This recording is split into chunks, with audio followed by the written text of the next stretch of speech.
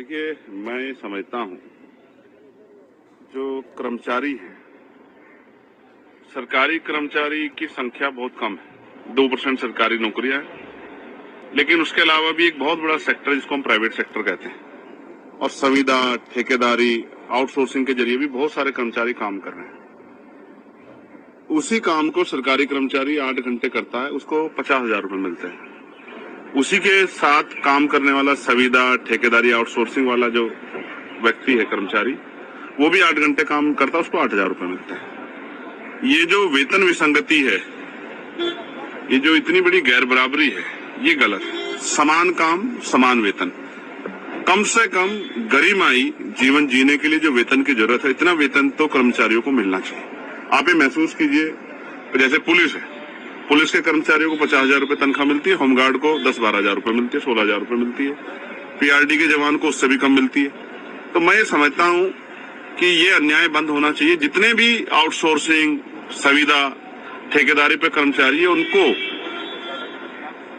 जितना काम वो करते हैं उसके मुताबिक जो है उनको सैलरी मिलनी चाहिए। ऐसी मेरी मांग है और मैं केंद्र सरकार से मांग करता हूं कि वो कानून लाएं, समान काम, समान वेतन और समान सम्मान।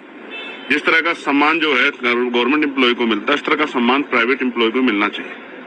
कितने ही डिपार्टमेंट में हम जाते हैं, कंप्यूटर ऑपरेटर है, पियोन है, तमाम तरह के और काम करने वाले हैं, वो सबको सफाई कर्मचारी है, तो उनको अगर गरिमाई जीवन देना है तो उनको तनख्वाह भी, सैलरी भी अच्छी देनी पड़ेगी। आज 10,000, 8,000 में क्या होता है? किसी अच्छे स्कूल में अपने बच्चों को नहीं पढ़ा सकता आदमी। अगर कोई बीमार हो जाए तो 8,000 रुपए तो एक ही दिन में उड़ जाएंगे अस्पतालों में। कोई और किस तरह की परेशानी खड़ी हो जाए, कोई चोट लग जाए, कोई चीज बनानी हो, तो सब जीरो हो जाएगा। तो ये गरिमाई जीवन नहीं है। इसलिए मेरी मांग है, समान काम, समान वेतन और समान सम्मान मिलना चाहिए।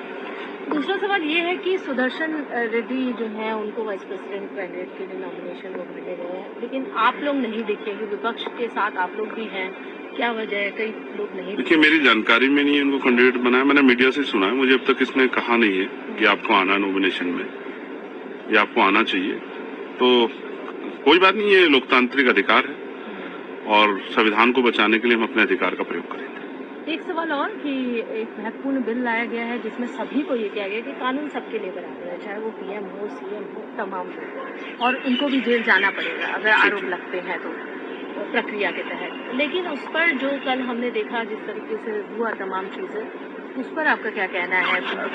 बिल्कुल, कानून सभी के लिए बराबर होना भी चाहिए, लेकिन जब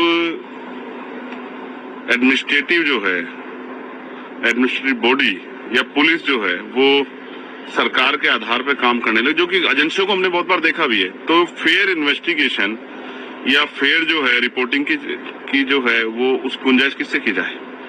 कई ऐसे अधिकारी, कई ऐसे एजेंसियां, कई इस तरह के मामले आए, जैसे ईडी को ही आप देख लो, कितने मामले दर्ज होते हैं, कन्वेंशन कितने मामलों में होता है, ये सबके सामने। तो मैं इसलिए कह रहा हूं कि जब गवर्नमेंट जो है कोई कानून बनाती है तो वो अपने हितों को देख के बनाती है। और मुझे तो जिस तरह का कल मैंने चर्चा सुनी, और मुझे ऐसा लग रहा है कि जो उनके साथ नहीं है उसको जेल जाना पड़ेगा, ऐसा मुझे लगता है। इस तरह का बिल जो वो लेके आए, उनका बिल सीधा कह रहा है, हमारे साथ रहोगे तो मौज करोगे, हमारे खिलाफ रहोगे तो जेल जाओगे।